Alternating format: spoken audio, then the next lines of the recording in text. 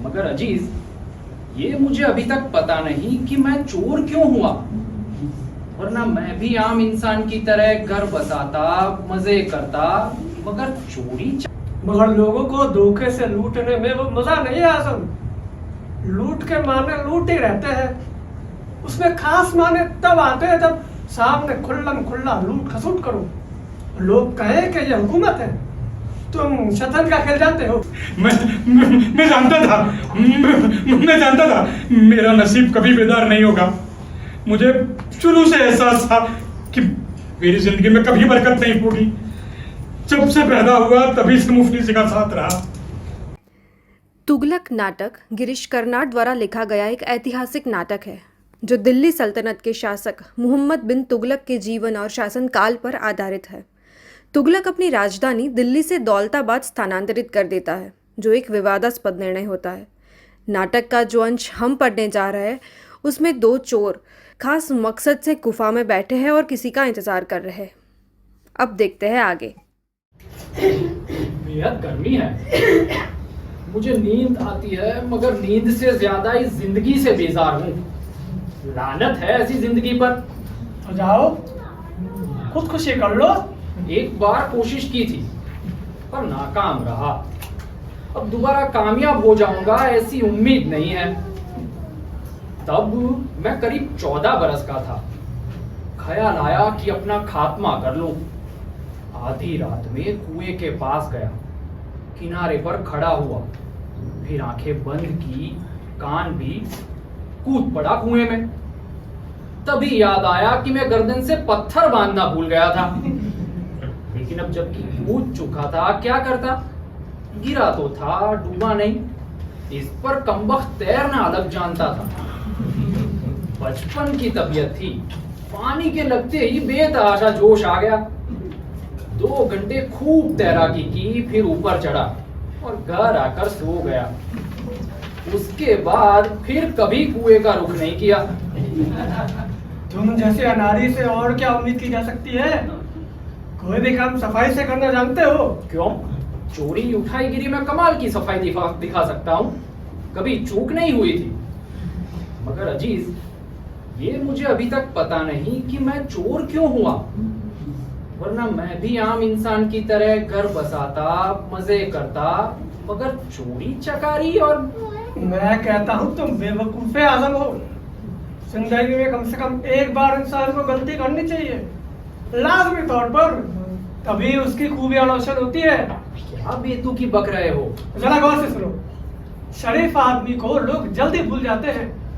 अगर तुमने शराफत को दत्ता बता दी और एक बार चोरी कर ली तो फौरन लोग कहने लगते हैं, हाय बेचारा कितना शरीफ लड़का था, अब बिगड़ गया। उसके बाद एक खून भी करो तो लोग कहेंगे इससे तो पहले ही अच्छा था, बेचारा सिर्फ चोरी करता था और अब देखो जान और माल पर भी।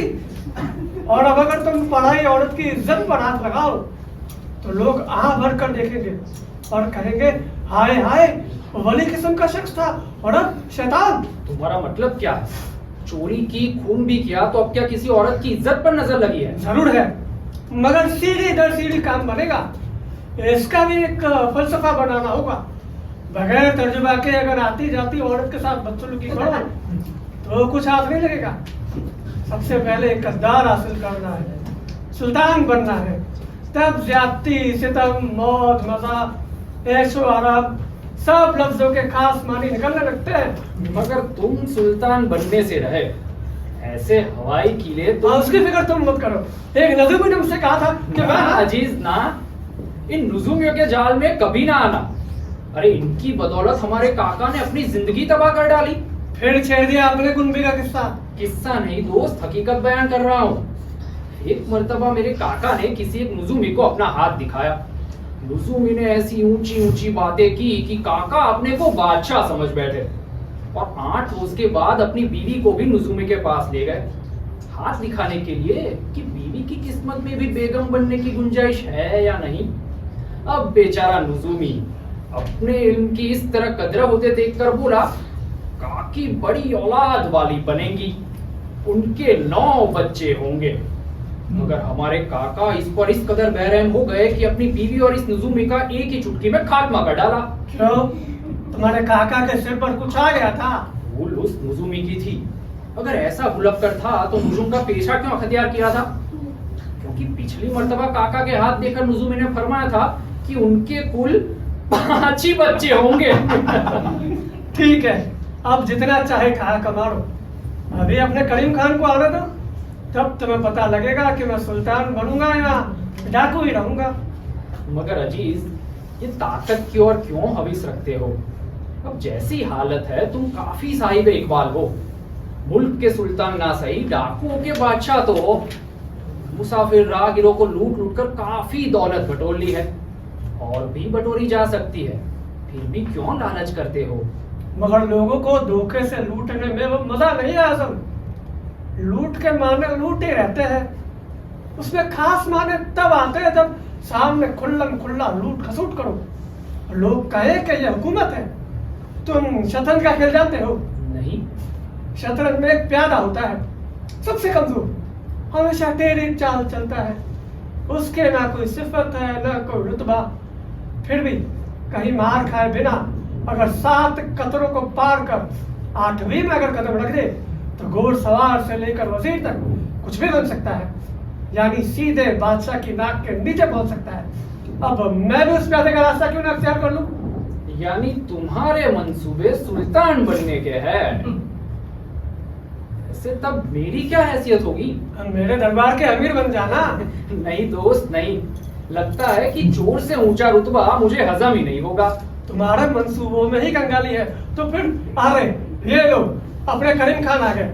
और करीम खान, बड़ी देर कर दी, मैंने जो हिदायत दी थी ये वही शख्स है? हाँ हुजूर। ठीक है, ये लो पैसा, फिर जरूरत होगी तो बढ़ा लूंगा। अब जाओ। अब ये कौन सा जानवर है? बताता हूँ, पहले इसे खोलो तो। लाहौर रहमत करीम खान किसी और को ले आया। हाँ, हमने तुम्हारे उस आदमी को साफ साफ बताया था कि हम कौन हैं, फिर भी उसने हमसे बदतमीजी की। सुल्तान को यह बात मालूम हो तब देखना, तुम सबकी चमड़ी ना उधेड़ दी जाए तो मेरा नाम नहीं। सुल्तान, हमें माफ करो हुजूर, मैंने तो किसी मालदार को पकड़ लाने की हिदायत दी थी, गलती से करीम खान आपको पकड़ लाया। माफ करें हुजूर, लेकिन गुस्ताखी ना माने तो आपकी तारीफ। हम गियासुद्दीन अब्बासी हैं, खलीफा खानदान के नुमाइंदा हैं, सुल्तान मोहम्मद बिन तुगलक के मेहमान हैं। हमें माफ कर दे हुजूर। हमसे गलती हो गई हुजूर। बेशक गलती है, दूर दराज अरबिस्तान से हम रवाना हुए, इतना लंबा सफर किया, मगर इस दरमियान एक भी शख्स को हमें हाथ लगाने की जुर्रत नहीं हुई। हमारी तारीफ और रुतबे से जो ही वाकिफ होते फौरन ताजीम से झुककर चले आते। हो सकता है पहले यकीन ना भी किया हो, मगर सुल्तान का इजाजतनामा देखते ही ताजीम के साथ हमारा इस्तकबाल किया, और तुमने इस कदर हमारी तौहीन की। खफा न हो जनाबे आला, गलतफहमी इसलिए हुई कि शाही मेहमान होते हुए भी आप खाली हाथ अकेले अकेले। बेवकूफ, वो सारी तफसील हम तुम्हें क्यों दें? हम अकेले हैं तो क्या हुआ, सिर्फ सुल्तान को खबर करने की देर है। जो ही उनको हमारी आमद की इत्तला होगी, फौरन उनके नुमाइंदे दौलताबाद के करीब पहुंच जाएंगे और हमारा इस्तकबाल करने के वास्ते बाअदब तैयार रहेंगे। तो फिर आपकी इजाजत हो तो हम भी आपके साथ चले और बाहिफाजत आपको दौलताबाद पहुंचा दें। इससे कम इतनी तो तसल्ली होगी कि हमने अपनी गलतियों की इस्लाह कर ली। चोर होने के बावजूद लगता है कुछ हद तक शराफत से भी वाकिफ हो। ठीक है, हमें भी सही रास्ता मालूम नहीं है। इसके अलावा ये हिंदुस्तानी गैर मुल्क वालों को बड़ी हिकारत से देखते हैं। यानी आप पहली बार यहाँ तशरीफ ला रहे हैं? सुल्तान से पहले मुलाकात नहीं हुई? नहीं, पर इससे क्या फर्क पड़ता है? ये इजाजतनामा और ये अंगूठी तो है जो सिर्फ खलीफा खानदान के नुमाइंदा पहनते हैं। और किस चीज की जरूरत है? यानी आपका मतलब है कि बिना इजाजतनामा और अंगूठी के कोई आपको पहचान नहीं सकता? हाँ, नामुमकिन ही समझो। लेकिन ये सब तुम क्यों पूछ रहे हो? आजम एकदम से फंस गया। मुझे खबर मिली थी कि जनाब आला यही मौजूद है। इसी रास्ते करीम खान को भिजवाया था। क्या बक रहे हो? क्या मतलब इसका? सिर्फ चंद लम्हे और उसके बाद हर मतलब बेमतलब साबित होगा। क्या? मेरा कत्ल करोगे? अरे क्यों करोगे? मेरे कत्ल से तुम्हें क्या हासिल होगा? सुनो, मेरे पास एक भी कौड़ी नहीं है। अरे जो भी होगी तब होगी जब सुल्तान अता करेंगे। ये बात सही है कि मैं खलीफा खानदान का नुमाइंदा हूँ, खलीफा का परपोता हूँ, मगर फिलहाल मैं खाली हाथ हूँ, खाली जेब। अरे मुफलिस हूँ। मुझ जैसे के कत्ल से तुम्हें क्या मिलेगा? सच कहता हूँ, मेरी मुफलिसी मुझे यहाँ ले आई। एक कौड़ी भी पास होती तो आज मैं यहाँ मौजूद ना होता। रास्ते भर में न जाने कितने बटमारों लुटेरों से साबिका पड़ा, लेकिन मुझे खाली जेब पाकर सबने मुझे छोड़ दिया। आपको मुझसे क्या ही मिलेगा? बहुत मिलेगा। तुम नहीं रहोगे तो तुम्हारी जगह मैं दौलताबाद जा सकूंगा। अजीज तुम मेरी बात सुनो, हम ये चुप रहो। क्यों फजूल गला सुखाते हो? जरा समझ से काम लो। ऐसे मौके फिर नहीं मिलेंगे। हाँ, ये होंगे खलीफा खानदान के नुमाइंदे, और मैं मालूम ऐसे कितने नुमाइंदे अफगानिस्तान में पड़े हो। उन्हीं में से एक ये दरवेश परपोता भी होगा। दौलताबाद में कोई इससे वाकिफ नहीं। अगर होंगे भी तो अब उन्हें याद नहीं होगा। फिर फुर्सत ही किसे है कि वाकफियत साबित करता पड़े, जबकि दौलताबादी खुद भूखमरी से तबाह हो रहे हैं। सारी जिम्मेदारी मुझ पर छोड़ दो, और तुम ताब नहीं ला सकते तो चुपचाप बाहर चले जाओ। या अल्लाह, नहीं, मेरा कत्ल मत करो। खुदा के वास्ते मुझे छोड़ दो। चाहो तो तुम ये ले लो, ये अंगूठी, ये इजाजतनामा। अरे जो चाहे करो, भाई मुझे जाने दो। मैं यहाँ से सीधा अरबस्तान चला जाता हूँ। वापस कभी हिंदुस्तान का रुख भी नहीं करूंगा। तुम्हारे वहां पढ़ता हूँ, मुझे छोड़ दो। मेरा कत्ल मत करो। नहीं नहीं नहीं नहीं, मैं जानता था, मैं जानता था मेरा नसीब कभी बेदार नहीं होगा। मुझे शुरू से एहसास था कि मेरी जिंदगी में कभी बरकत नहीं होगी। जब से पैदा हुआ तभी से मुफलिसी का साथ रहा, दर दर खाक छानता रहा। उसी दौरान न जाने कहां से यह कमबख्त खता टपका। मैंने समझा मुझ पर कुछ गैबी ताकतों की इनायत हुई है।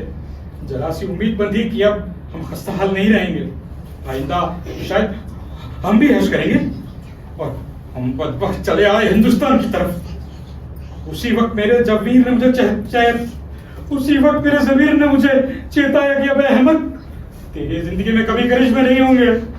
नहीं नहीं नहीं। आजम, अरे नहीं, बांध दो इसे। नहीं, शाबाश। या अल्लाह, मुझे अपनी हिफाजत में ले।